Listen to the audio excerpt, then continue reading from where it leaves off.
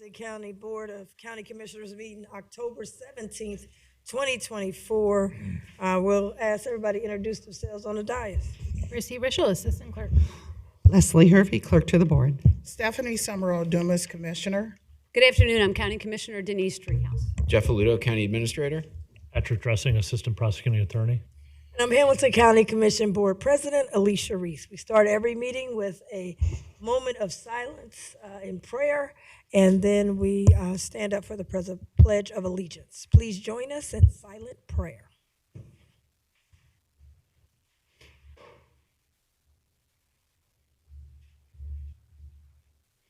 Amen.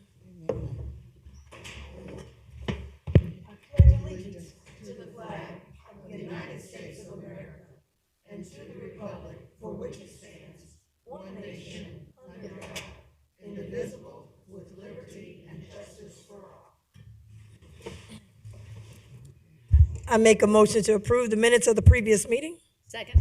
Commissioner Reese? Yes. Commissioner Treehouse? Yes. Commissioner Summer Dumas? Yes.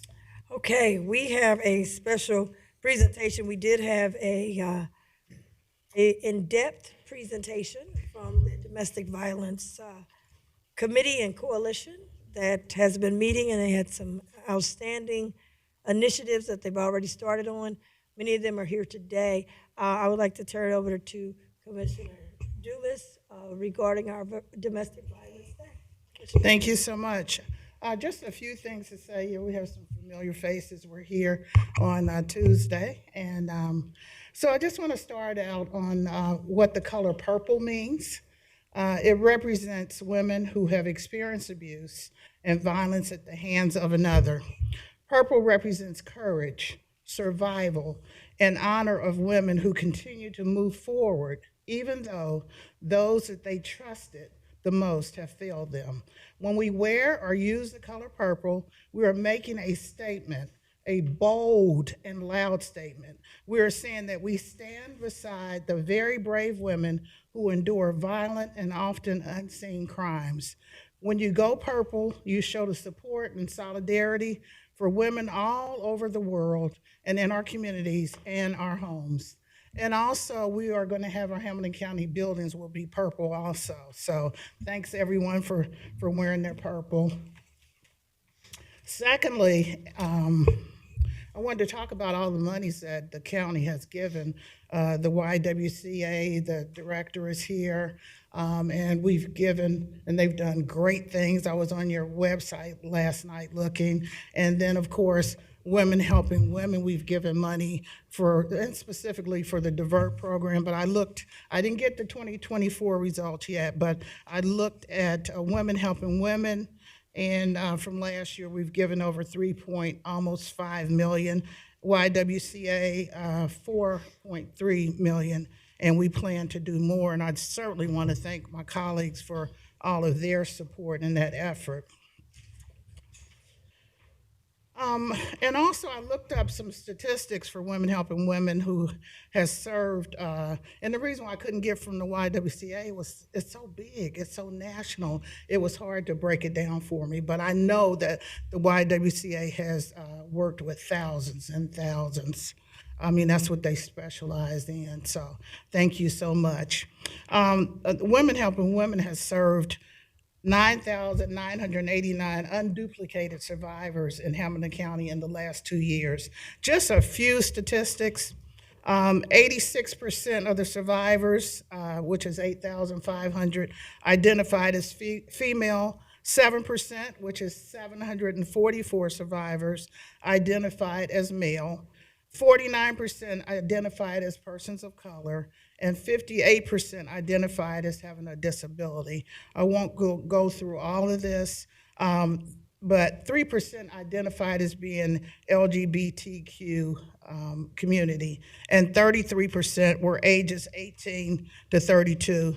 41% were ages 35 to 59. I'm getting notes over here. Okay. I don't know about after 50. Who's here from Women Helping Women? Anybody? Okay, because I said, what about older than 59? I think I sent a note about that, but as we know, its age does not discriminate as it relates to domestic abuse. It can be older ones that are senior abuse and they're unable to take care of themselves, and so people take advantage. But there are also people that take care of them, so we're happy about that, like the task force who came up on Tuesday. Okay, I have a few more things I'd like to say. Just we know that knowledge is power. And what are the statistics on domestic violence in the United States? Probably a lot of you might already know, but more than 16 million people in the U.S. suffer from intimate partner abuse per year. Every minute, 32 people experience intimate partner violence in the United States.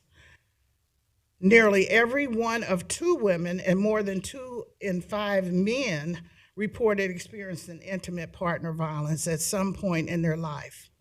So how many male deaths per year are due to domestic violence? In 2022-23, 13 men died at the hands of their partner or their ex-partner, compared to 56 women that have died since 22. Which U.S. state has the highest domestic violence rate? Probably I didn't think this, but Oklahoma. We think about this nice, and it is nice. But Oklahoma is the state with the highest rate of domestic violence. According to the World Population Review, about 49.1% of women in Oklahoma and 40.7% of men have experienced domestic violence in their lifetime. On an average, about once every 5 days in Oklahoma, a person dies from domestic violence. So what race has the highest domestic violence rate? Although completely accurate numbers are not able to be gotten complete, Black people are most likely to experience domestic violence, either male to female or female to male. What profession has the most domestic violence? Police officers. Police officers, the studies have found that a minimum of 40% of families of officers have experienced some type of domestic violence. This could include a harassment or stalking to homicide. What is the most common abuser? Who is the most common abuser? Most abusers are people who are known to their abused person. That's why they call them intimate partners now. Either family members or friends of the family. They tend to be trusted by family and have easy access to the person that they abuse. How many people are killed by domestic violence each year? There are 16,800 homicides and 2.2 million worth of medically injured injuries due to intimate partner violence. What type of personality is an abuser? One personality trait that is often associated with domestic violence is narcissism. Narcissists tend to have an inflated ego, sense of self-importance, a lack of empathy, and a need for control. These traits can lead to abusive behaviors, including emotional, psychological, and physical abuse. And as we know, sometimes the psychological is even worse than the physical sometimes. So lastly, I just want to let everyone know, let's look at the top of the nations who have been identified as the worst places for women to live. If you're thinking of taking a trip or moving overseas, just think about it. The worst place, due to a lack of respect and equality, Syria, Afghanistan, India, Yemen, Pakistan, and the Democratic Republic of Congo. Now, the best places to live would be Sweden, Denmark, Canada, New Zealand, and the Netherlands, and then countries like Ireland, Switzerland, Finland, Germany, Australia, and Belgium deserve to have a special mention also. So almost lastly, I'd like to thank the people that are working in this area, domestic violence, once again. The YWCA of Greater Cincinnati, thank you. Women Helping Women, thank you. Hamilton County Sheriff Department, thank you. Hamilton County Domestic Relations Court, thank you. And of course, the task force that is working so hard. Is that what this was? Okay, thank you. So we have a proclamation here, but last but not least, I want to thank personally Women Helping Women who figuratively saved my life. And they told me to get out, and I did. But last but not least, Attorney Dressing's father literally saved my life. And if it was not for him,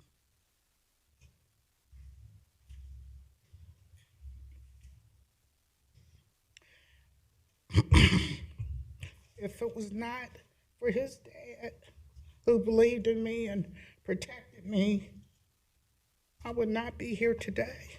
So if you can pass that on, I appreciate it. Okay. We have a proclamation to read. And I'm very proud of the proclamation. And we'll get started. Don't look at me like that. Okay, here we go. Okay. This is a proclamation recognizing October as Domestic Violence Awareness Month. Whereas this proclamation acknowledges that the Hamilton County Commissioners recognize October 2024 as Domestic Violence Awareness Month. And whereas in 1981, the National Coalition Against Domestic Violence began the National Domestic Violence Awareness Month as a day of unity to connect battered women's advocates across the country. And whereas domestic violence affects millions, both women and men of every race, religion, culture, and status, and whereas much progress has been made since the Violence Against Women Act passed in 1994. This landmark legislation, led by then Senator Joe Biden, combined new provisions that hold offenders accountable and provide programs and services for victims. And whereas Hamilton County has made and continues to make strategic investments and policy decisions to support survivors as they overcome physical and emotional abuse, including amending the family leave policy to provide additional leave for victims of domestic abuse, providing funding to nonprofits, including Women Helping Women and the YWCA of Greater Cincinnati, that can serve victims of domestic violence. And whereas during the month of October, Hamilton County will shine the light on domestic violence by lighting our buildings purple as the color of domestic violence awareness. Now therefore, be it proclaimed that the Hamilton County Board of Commissioners recognize October 2024 as Domestic Violence Awareness Month, and be it further proclaimed that the Board of County Commissioners of Hamilton County, Ohio, does hereby proclaim October 2024 as Domestic Violence Awareness Month in all of Hamilton County.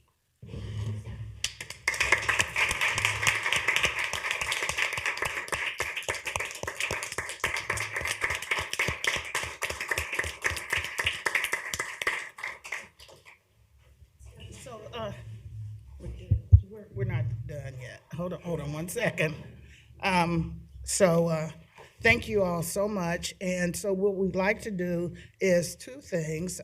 Bishop Hilton on Tuesday has some pens, purple pens, for anyone who you need more or you'd like more. He still has those, but those were PINSs. So he also has some PENSs.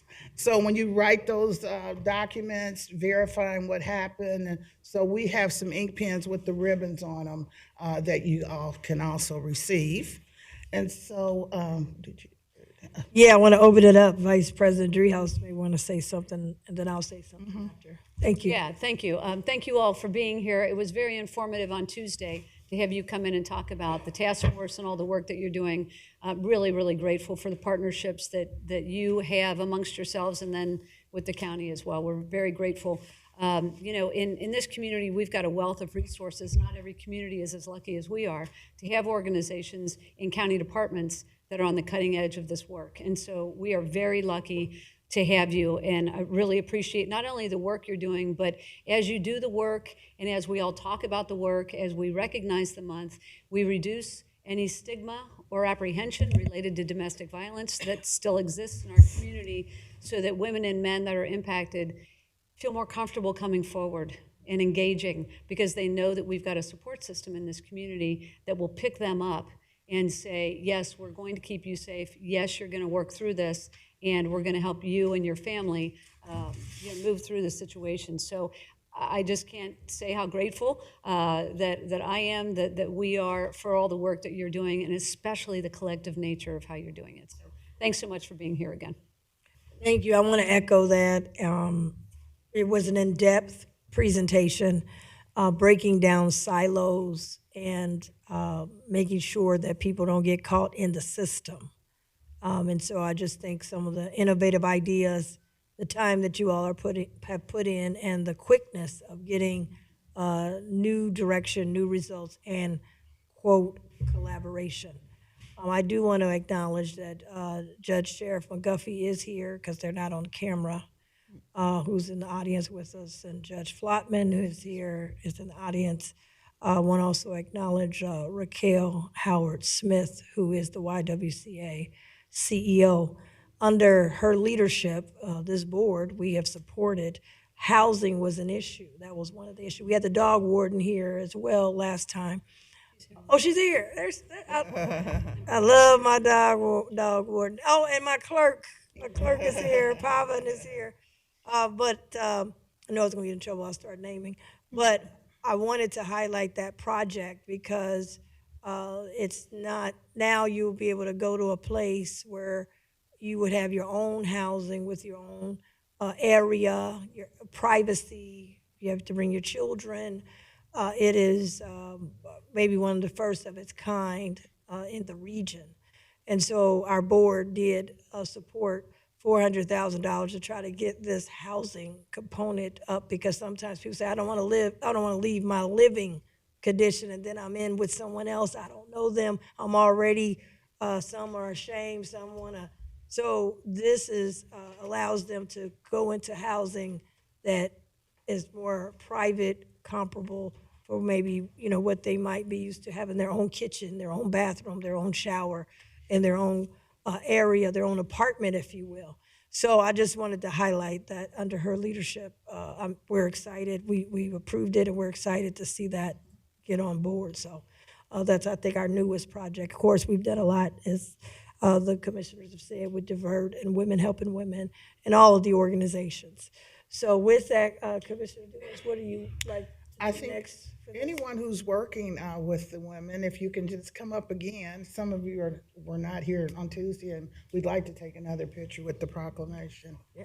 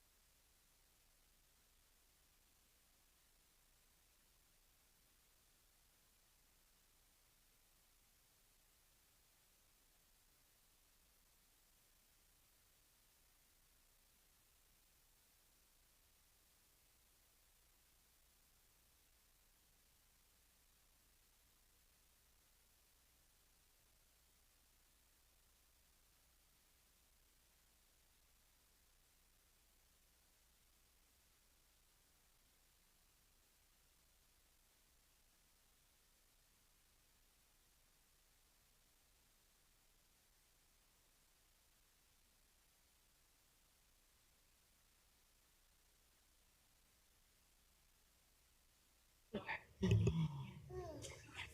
we have anybody online?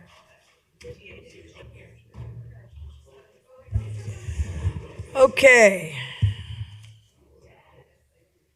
We are going to go to before we go to the agenda, we do have one card, one speaker. Jessica Scully, did I say it right? Yes, okay. Oh, thank you. Thank you.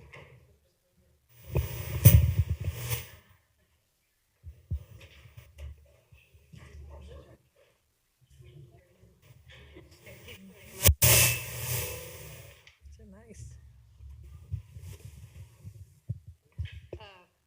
Good afternoon. I want to know why there is no paratransit for people that need it in Hamilton County. Since Metro is continually shrinking the regular bus routes, which also affects paratransit route, because in order to be eligible for paratransit, you need to live 3/4 of a mile past a registered bus stop. If they are continually shrinking regular Metro routes, that affects anyone who wants paratransit. 18 years ago, the house I live in, I was eligible for paratransit, but didn't have it. I ever so often I call. I live now more than 2 miles away from a registered bus stop, and I live on the west side of town. The only way for me to go anywhere is to go to the doctor with Medicaid. So I can't go anywhere else but to the doctor. I have been homebound for 18 years because I have no transportation. I have services through Hamilton County DDS, and they don't care about me having transportation. But my SSA lives in Hamilton County, or lives in Claremont County, and says to me, "Oh, you have to make sure you vote for the levy." Okay, I've been waiting since May for equipment, and they drag their heels. But more importantly is transportation. There are seniors and the disabled and veterans that don't have transportation, and then find out that they don't have it. Then what? It costs too much money if you have the money to pay for transportation. I don't have the money to do that. I have a granddaughter who's 8 years old who I've been not able to see her soccer games, her soccer practices, her piano practices, her piano recitals, her instrument recitals. She plays trombone, or any recital, anything at school, because I have no way of getting there. I shouldn't live like this. I'm a senior citizen. And it's a problem. And no one does anything about it. We want to spend $1.9 million of Metro money on the trail. That's not helping people that have lives every day. If you're on dialysis, then what? You can't afford it, then what? You die. That's the reality for everybody. And talking about domestic violence, that's domestic violence by the powers that be. They don't do anything. And I'm sick and tired of it. Thank you. I'm a prisoner of my own home. I've talked to you, I've talked to the assistant, and nothing's being done. Something needs to be done, and nothing is. Thank you very much. Thank you. Commissioner I would Dewey. like to respond, because we normally don't, but the fact that you took the time to come down here, it was easy for me to jump in a car, get down here, whatever. And so knowing that Metro has expanded their services, this should not, I don't know your specific, I heard what you said. Do it. Yeah, so we need to look at what Metro needs to do to help you to get where you need to go, and I'm sure we will, either my office or, because Metro has expanded, so when. It's upsetting that Hamilton County DDS, that is one of the largest of all the tax levies in Hamilton County, and they say to the parents, "We want to get your disabled child out in the community, make sure they can live on their own and do things." They can if they don't have transportation. We're gonna look at that, I'm So sure. I see a problem that exists. Okay, And thank you, it's just thank not you. me. It's a problem that thousands of people don't have the guts to come down here like I do. For the disabled. One during the pandemic and everything else. It doesn't matter. I'm by myself and I'm sick and tired of doing it by Get myself. her name. No one does anything. And I hear words that, we'll call Thank Her name. Yep, thank you. Commissioner Thank you. Dumas, as chief of staff, is gonna meet you out in the hallway to That's fine. work with you. That's fine. Thank you.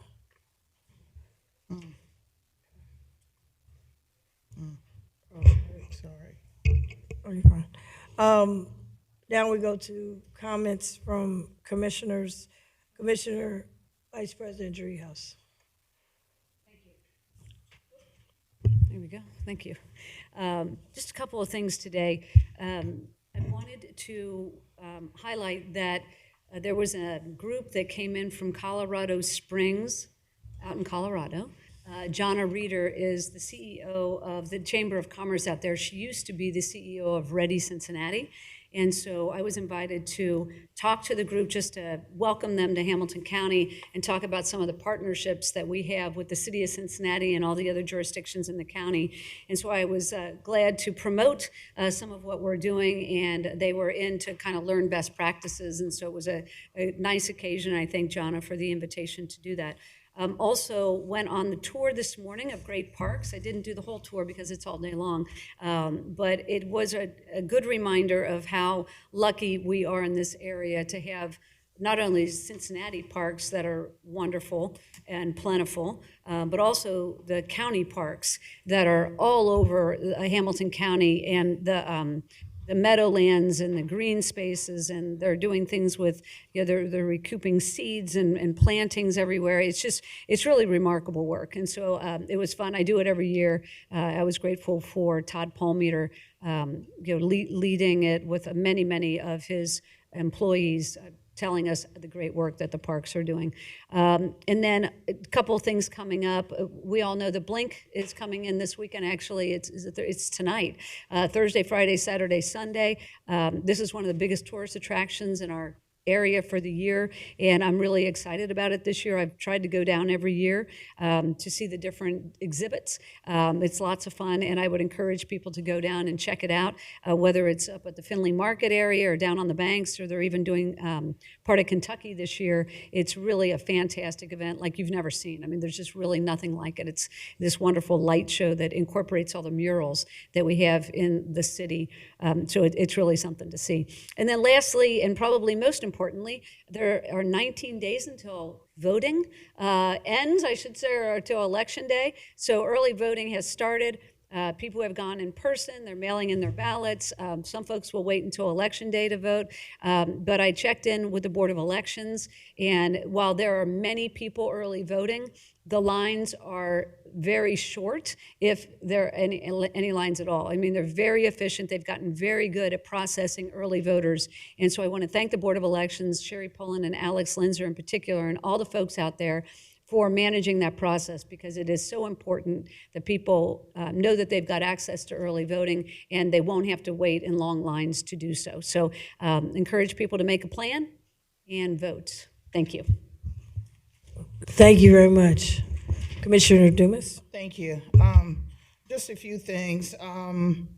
I attended the webinar for the White House briefing. It's so quick. It's a 30-minute webinar, and they have like 6 speakers, and they just give you a little tidbit of what's going on. But as I was saying before, most of it is on the news, so it's not really a big deal when they tell us this information, but I appreciate the opportunity of being a part of it.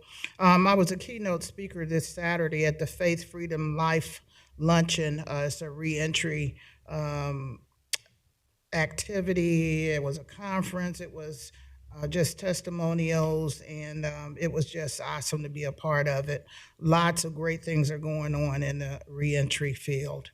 I also had a conference with, I'm going to be a keynote coming up the first part of November for building your own computer. They have a fundraiser that's going on to try to incorporate more young people into that. So I'm looking forward to being a part of that.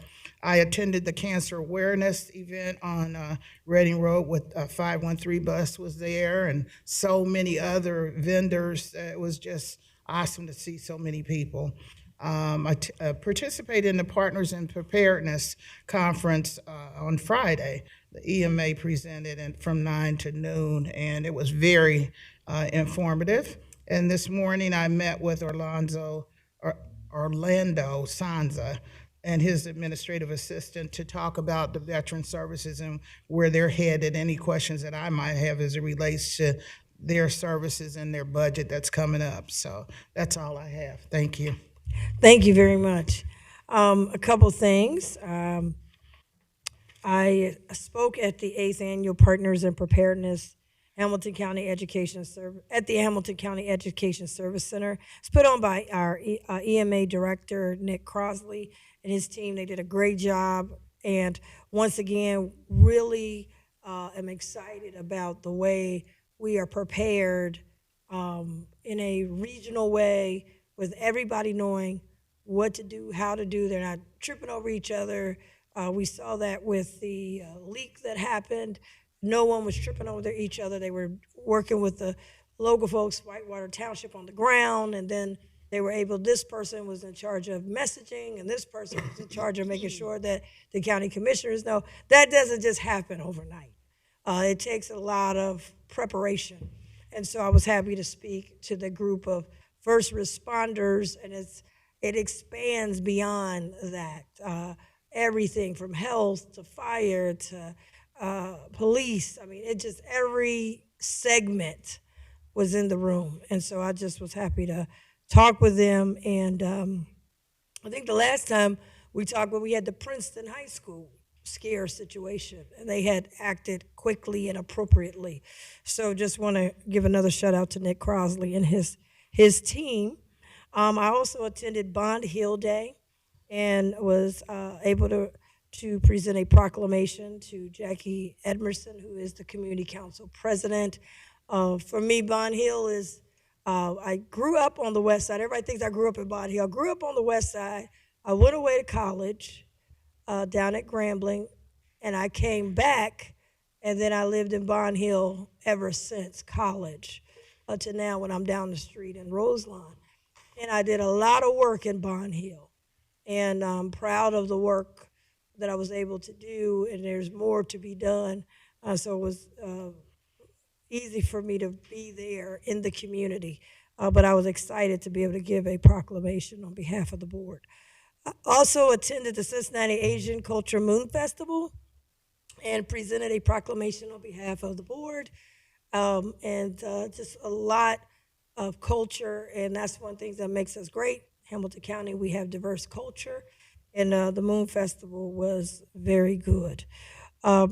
Next, I want to talk about the state of cancer. I talked about it in my state of the county twice about trying to have a cancer caucus. Cancer is killing, is an equal opportunity killer.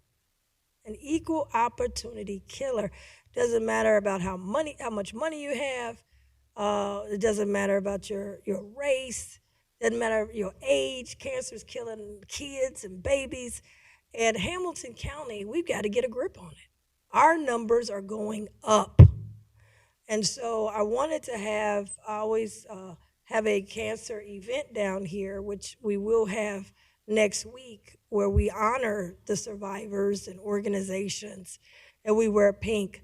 But looking at all cancers, and then how do we combine that with our 513 relief bus? So I wanted to come up with this idea of, let's have the forum, and we had a forum at the Holloman Justice Center, and we had some incredible folks to set the tone. And I think every year we should have, where are we? Are we bringing numbers down? Are we bringing more money in for research? Which ones are going down? Which ones are going up? What do we need to do? And so the goal was three things. One is coming together in a collaborative way, and then getting more money for research and resources down here, more screenings, availability to the residents of Hamilton County, and reducing, obviously at the end of the day, eliminating cancer. Those are the three goals. And so we had the first one this year, very excited about it. The stats are as follows. We have over 11,000 people in Hamilton County since 2016 who have died from cancer. 11,000. And the number one for Hamilton County is breast cancer. Breast cancer is number one. So one of the things, we had a group of experts. I want to give a special thank you to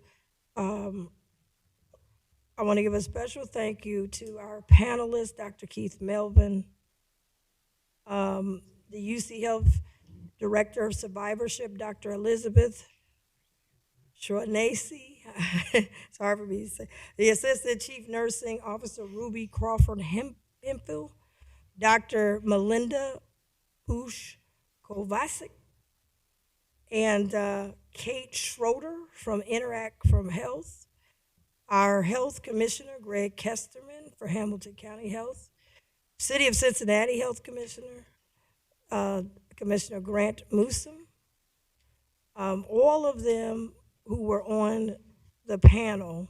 And then we had for the panel discussion, I want to thank Tiffany who helped lead it from our Health Collaborative. So those are the folks that were on the panel. And we had a presentation with experts talking about what can we do, cancer education, awareness, advocacy. And is there anything new that we should be going after? I want to thank UC Health, the Health Collaborative, I said that. I want to thank Lisa and Trevina from our 513 relief team and Scott.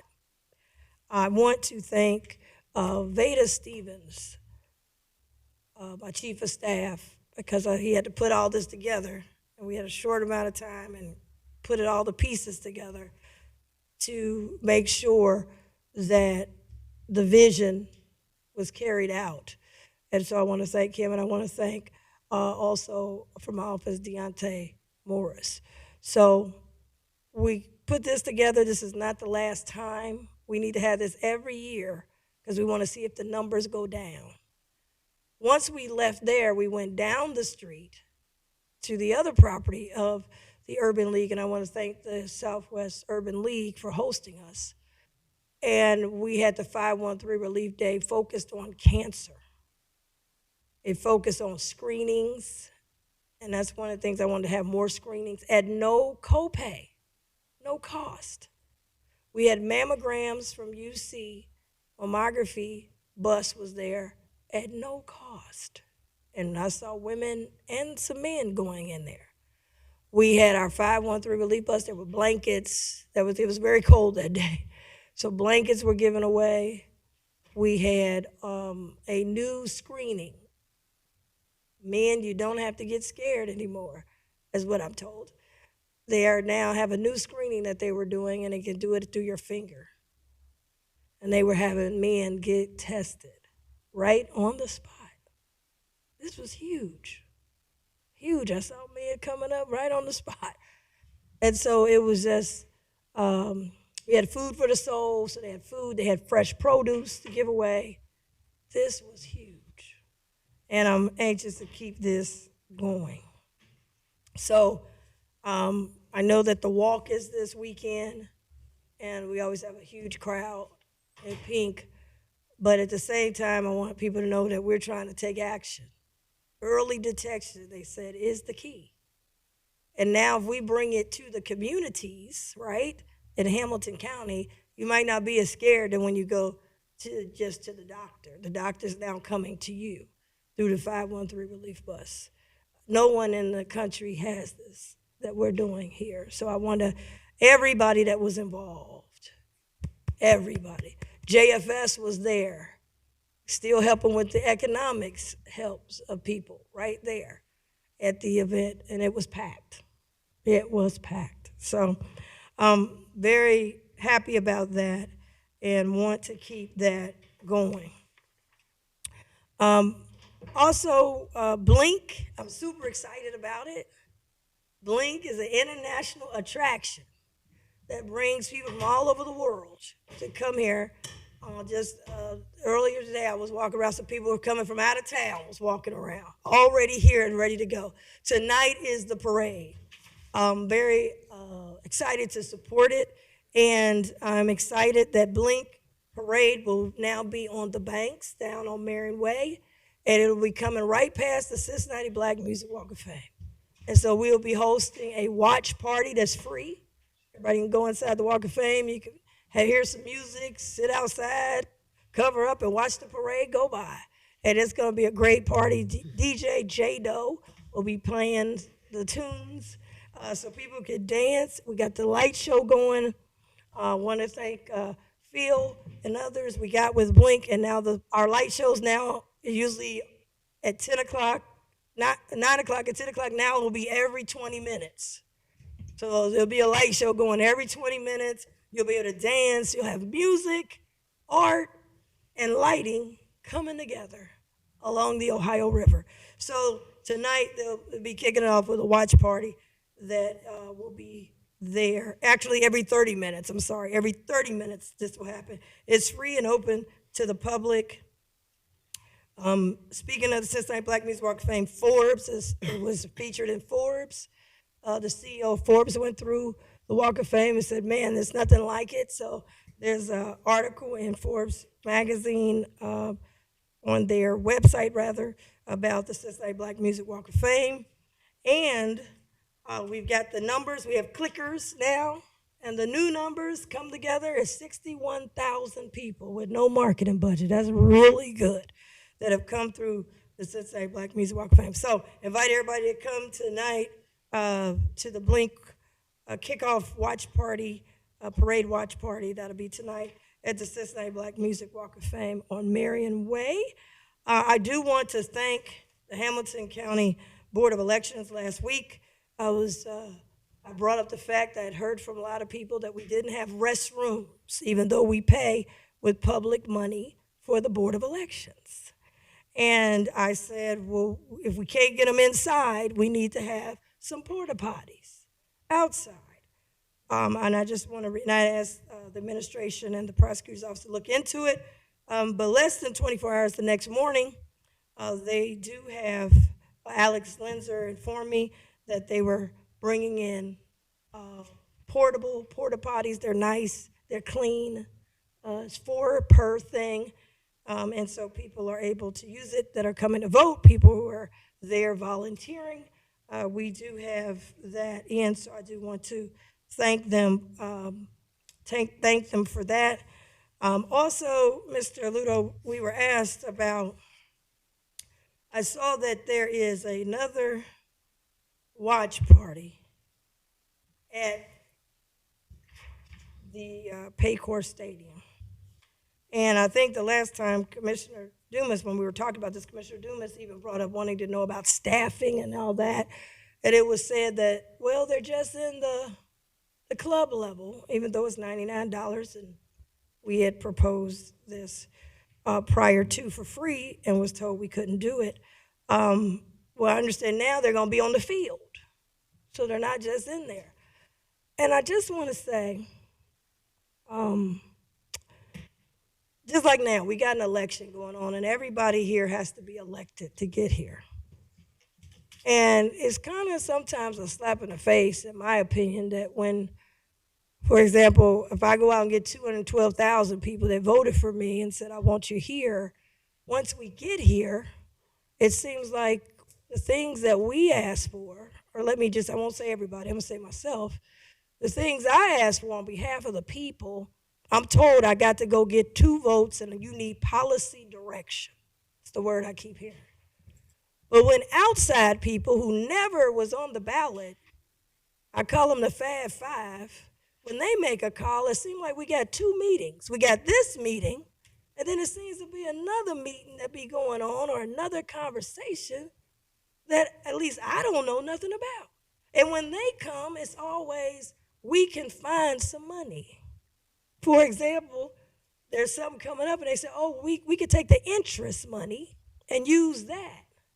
Well, if we had interest money, I need to know all money, all funds, because there's some other things. We were told it's a $50 million gap. So I'm a little perturbed because when we come with something, or let me say myself, I'm always told we got to go get a policy. 2 board members, Alicia, you ain't got no support, and you're the only one get to talk to all of us. We can't talk to each other till now. When the big business comes, we somehow figure out we can do it. The Bengals, they could put a name on a building without even talking to us. Well, we went to put a name on there, Dr. Odell Owens, it took 2 years, and Paycor name took 2 days. And I'm not necessarily saying it's just on you, but we got to come with something else. This cannot be shadow government. We can't go out and get all these people like we're doing now in a democratic process. And then when the democratic process happens and we get here, it's, well, the other people who never were on the ballot, they got all the power. And that's why I came down here, really to shake this thing up. There's no way that they can have a watch party, and a lot of the staff people are over there, it's our staff. There's no way they can say, when I wanted a watch party, I got to be honest, you said I had to bring it here, and at the time we had to take a vote, but we've never taken a vote on their watch party. And we ain't doing nothing about it. So we can stop Alicia Reese, who got elected by 212,000 people, but we can't stop them who only paid 5% and was elected by nobody. And it gives a bad impression to me that we could just be walked over. I mean, people, they went out of their way. First with this watch party, go back to the tape. We can't do it. We can't get anybody to work concessions. We won't be able to get anybody to do security. We won't be able to get anything done. Now they do it. Everybody's available. Everything's done. And guess what? They don't care. They don't have to talk to us. They ain't talking to no commissioners. They just said, to hell with the commissioners. We're going to do what we want to do. But then when I show up, we got to get policy. You got to get 2 people. Well, why ain't they got to get 2 votes to do what they doing in one of the biggest investments we got? We gave more hell to the Black Music Walk of Fame being built than we did over there. So or the 513 relief bus. We had to put proposals and do all, you have us going through all these hoops. But when it comes to them, they just doing whatever they want to do. And then we send an email back, well, actually, they can do it and they found some people. But when we want to do something, we can't find nobody want to work. And we paying the bills. So I just want to put that out. I want to tell the people again, I am not for shadow government. What is shadow government? You elect the elected officials, and then when they get here, they say, thank you. Now let's go back to business as usual, and the people behind the curtain run everything. I'm not for it. I'm not for it at all. And I say to my fellow commissioners, if they bring something, we pass it, I want it done just as fast. I'm going to put pressure to go get it done. But we got a prime example. Odell Owens, they had 2 years before we got some letters. Paycor, go to bed, and they up just in time for opening day. Season opener. So I'm trying to figure out who's down there working this on our dime and who's telling the people on our dime what to do. So I wanted to say that because we go on and say, oh, they said the hell with the commission. We gonna do what the hell we want to do. That's what they've been saying. And we're gonna charge $99. We ain't doing it free. We want $99, and then this turf that we just voted on this turf. And we can't even go on the turf. But when a commissioner brings something, we got to get it, and I got to get 2 people, and I got to get a policy, and then the Bengals come and tell you, the hell with you, we just, whatever. I don't like that. I don't like it. So I'm just saying, they got another one, now they're walking on grass. And I don't know how we move. Maybe that's what it was before I got here. I don't know. But I don't think it's right. We don't have the books. We don't have the numbers. We can't walk in the place when we want to because they got the management. We can't come up with an idea. They don't have to do it. We can't say what goes on the building because they got control. I mean, and then I see this again, and you said the reason they could do a watch party, you gave me all the reason why they can do it. You ain't gave me nothing about what the taxpayers, what rights do we have? And I want to find out what rights do the taxpayers have, because this was going to be free and open, and I'm just telling you, I don't like somebody telling me something one day And then the next day, somebody else come with the same, it's like deja vu. They got the same idea, and it can be done now. Nobody's mad. No opposition. Don't have to get two policymakers to go along with it. They can just do whatever.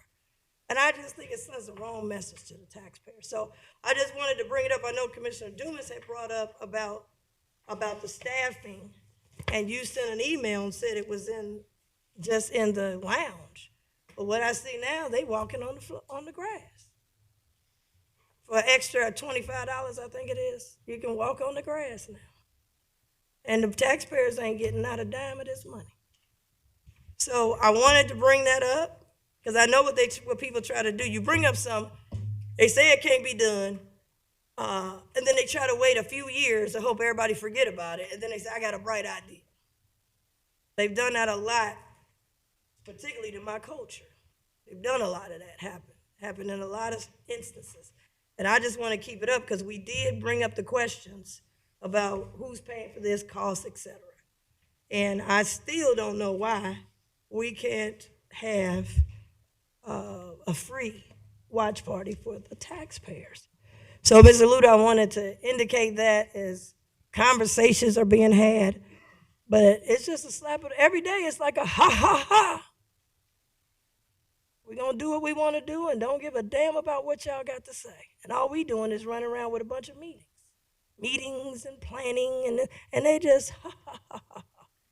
So I hope we can get some kind of mutual respect at the table. So I wanted to just relay that to you from what I've been hearing from people telling me every time I talk, well, how is this happening? I told them I don't know. So I wanted to bring that up again because they are on the field now. All right, Mr. Ludo, you have the floor. Thank you, Commissioners.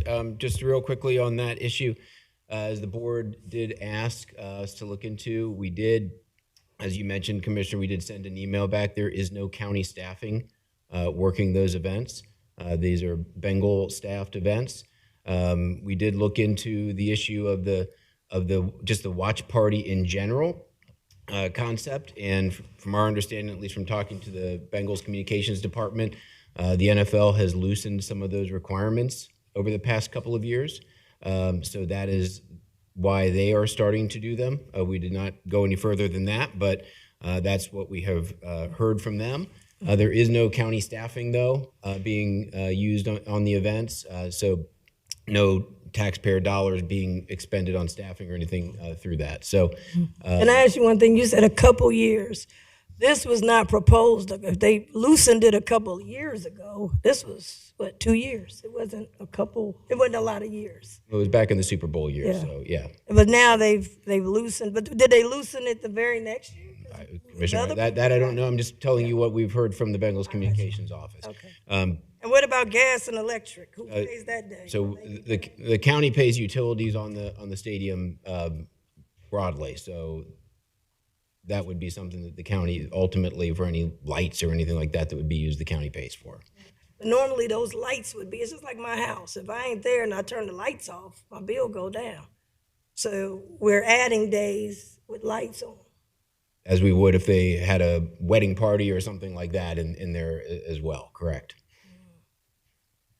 Okay. So just passing that along, and just on other matters, if the board would like, I know, we've revisited the issue of the signage on the crime lab, et cetera. I'm happy to sit down with board offices and walk through that. I know Ralph Linney did some of that before he left as well, to walk through the timing issues associated with that and why there were delays on that project. Happy to do it, but no difference in terms of how the administration approaches a project for the Bengals versus how we would approach it for our general county facility. So happy to walk through that with commission offices as needed.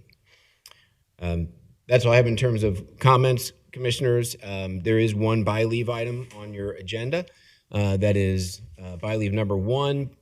This is one that you had heard about that was presented to you back, I think it was either Tuesday or last week. This is a resolution amending the American Rescue Plan funding through the state and local fiscal recovery fund. It's a $1.79 million reallocation This is the recommendation is to go to four different locations. $479,470 for the EMA warehouse project, $478,349 for food assistance, $478,349 for senior utility assistance, and $358,307 for stormwater flooding reduction projects throughout the county. Happy to answer any questions on this. I believe Ms. Chrisman may be here as well if there are, it's behind the pillar, if there are any technical questions on the dollars. But the administration does recommend approval. Okay, I'll open it up. Vice President Dreehouse, anything on this? I have no, yeah, we talked about this at one of our previous staff meetings, so I have no questions. Commissioner Dumas? No questions on this specifically, but Jeff, and I apologize if I didn't see the email, I sent a note about there's still going to be some monies left over, and our ability to maybe funnel some of that money toward the Mercy building. Once we do our due diligence, is it possible? You don't have to answer it now. I can answer just in terms of saying that I believe there will be another reallocation coming. In fact, there have been some projects that we thought were going to move forward that will not be moving forward. So there will be another reallocation. So we can talk about board priorities in that regard as well. All right, thanks. That's all I had. Thank you. I make a motion to approve by leave one. Second. Commissioner Reese? Yep. Commissioner Dreehouse? Yes. Commissioner Summer Dumas? Yes. Thank you. No further violence, Commissioner. Thank you. Mr. Engineer. Good afternoon. I also was at the EMA event last Friday, and I would like to compliment my office. We received the Partners in Preparation Award for the year. I would like to thank all of my staff for everything they do to help EMA. Yeah, congratulations. Thank you. Item number 1 is a resolution approving the purchase contract with Clearspan Fabric Structures for the design, purchase, and installation of a truss building at our western location at 6950 Ripple Road in Colerain Township. This will be a new salt storage facility.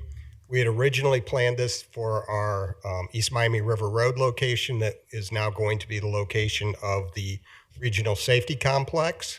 So we are now relocating this to our western facility. We are procuring this through a cooperative purchasing contract with Sourcewell. It's $355,743 out of the Road and Bridge Fund. Awesome. Open it up. Vice President Dreehouse, any questions? What is the location? This will be at our Ripple Road location, our western location right off of Harrison Avenue. Okay, It was originally planned to go to the East Miami River site for storage, but we've relocated it. And you have another one downtown? We have, Is that the city's? no, that's the cities. We have 3 storage locations, one at our western division at Ripple Road, one at our eastern division at Round Bottom, and our Burlington facility up off of Hamilton Avenue. Okay, thank you. Anything else? Commissioner Dumas? No questions. Okay, I'll make a motion to approve item number 1. Second. Commissioner Reese? Yes. Commissioner Dreehouse? Yes. Commissioner Summer Dumas? Yes. Thank you. Thank you. Sir. Mr. Ludo? The consent agenda, Commissioners, item number 2 is the auditor's statement of financial transactions for September. Item number 3 is a budget adjustment. This is a budget adjustment of $900,000 for a probation recidivism grant, a small reconciliation in a coroner's grant, and a mental health recovery services appropriation to address various addiction response efforts. Item number 4 are the bid awards and contracts authorized by the purchasing director for September in the amount of $818,633. The largest of those is an amendment with Champlin related to various building projects and capital projects throughout the county. Item number 5 is a resolution accepting a purchase order from the clerk of courts at $221,144. That's for furniture in the municipal traffic division through River City Furniture. Item number 6 is the purchase of a 2026 International MB 607 vehicle on behalf of the Emergency Management Agency at $240,969. Item number 7 is the award of ITB 047-24. This is for Aramark preseason cleaning services down at Paycor Stadium for $232,155. Item number 8 is a communication from Emil Chamis requesting a water line extension on Batavia Road. We have several JFS items. Item number 9 is a resolution of an MOU between, authorizing an MOU between DDS and JFS for the placement of children at $750,000. Item number 10 is a resolution authorizing a single source agreement with Youth Opportunity Investments and JFS for residential treatment services, $657,000. Item number 11 is a resolution authorizing an amendment to an agreement with NECO on behalf of JFS for residential treatment services, and that is at $0. And item number 12 is a monthly investment report of the Treasurer's Office for the month of September 2024, and that is your consent agenda, Commissioners. Okay, I'll open it up. Vice President Dreehouse. No questions. Commissioner? No questions. Okay, I do have a question. Item number 7. Can we go back to that? What is this, Airmark? This is a bid related to pre-season cleaning services. So this is done every year around this time. This is for end of season and pre-season cleaning services down at Paycor. Okay, so Airmark also has, you just talked about when they do weddings and all that, and Airmark has that contract as well. Who's that contract with and through? Which contract? Airmark. You just said, when I asked you about the Bengals stadium, you said that So there's weddings contract- and all that and the concessions. There's That's somebody contracts else. through Is that contracts Airmark? through the Bengals, like with Aramark. et Yeah, cetera. yeah, so that doesn't go through us. Correct. Okay, but then we're coming back with Airmark to do cleaning. So There- cleaning is not in their contract? There are some different services that we contract specifically with. So for like the maintenance, we contract for waterproofing, concrete sealing, those types of things. We also contract for cleaning as well, preseason cleaning. I'd like to maybe bring this one out a little bit more, because I don't want to be going with something that every time we ask a question, we don't, it's always, well, it's not that one, but it's this one. I just want to, because Airmark is controlling, but then we got Airmark on something else, and admissions concessions in here, as I'm looking through it, but I just wanted to make sure. Commissioner Dumas, did you have a question on this or something? Yes, on this. Okay, I go was, ahead. had asked Jeff about this specific Airmark, and you had mentioned about 22 vendors had looked at RFP, but Correct. nobody put in for it. That is correct, right. That's when we had the discussion about maybe as we write our RFPs to make it a little more simplistic, that maybe there are some that are interested but can't fulfill the whole bill. And so that's what we're gonna try to make sure we do, because I was also concerned about Airmark doing the food and also doing the cleaning. So I asked those specific questions. Correct, right. What's the term of this? If we, when This will is it go for- back out again? And I think Jill is on the line. She can correct me if I'm wrong. I think this is for it's a 1-year agreement with the option for renewals. Yeah. If Joe's there, because just going back to what. Correct. Okay, so it has so this is a 4-year, will be 4 years really till we can. Well, one back out. year with 4 renewals, so it could be up to a maximum of 5 if those renewals were taken. So the next time this will go out will be 5 years from Possibly. They will decide, next year at this time if they want to take the first renewal or if they want to go back out for bid again. now. Right, it'll be on them, not us, right? Correct. Well, not really. I'm not contradicting Go her. ahead. But I'm just saying, if we're not satisfied, then it's not on them whether or not they want to renew. If we say, well, they've done a good job, then we will renew, correct? Hello? Correct, yes. If Okay. we're not satisfied, we can stop the so contract negotiations and go back out for bid. Okay, you indicated it was on them, and it's really not on them, but, okay, thanks. There's also, I would say, Okay, Commissioners, so we have an option. yeah, there's also a termination for convenience clause in here, as is the case in most of our contracts as well. All right. And do they have to, if we wanted to go back out, we have to give reason, don't we? Or do we not have to give reason? No, at the end of the there's an option year. We could choose to go back out to bid at that point. or we could continue on with the renewal, correct? Okay. Well, based on that, I'll go this time, but I want to keep an eye on this because I do agree, maybe the way it's written, that many people were not interested to do some cleaning. I think there may be some other options. So I'll go along with it this time. And please, can someone please, because you get a lot of contracts. We don't do the contractors, so I can't stay there and keep up with you. Can you alert us when this is up for the year so that we can make a decision if we want to go back out? Sure, no, happy to do that, and this will be we can flag this in pre-agenda. We meet every 2 weeks before with all the chiefs of staff and the clerk and everything, just to go over contracts, so we can flag it in there as well. All right, I make a motion to approve items 2 to 12. Second. Commissioner Reese? Yes. Commissioner Dreehouse? Commissioner Summer Dumas? Yes. Can I make a motion to go in executive session? I'm going by memory. 12122G to discuss. Two. Okay. Second. Almost had it. It's always the same number. Okay. I make a motion to go to executive session 12122G2 to discuss the acquisition of property. Second. Commissioner Reese? Yes. Commissioner Dreehouse? Yes. Commissioner Summer Dumas? Yes.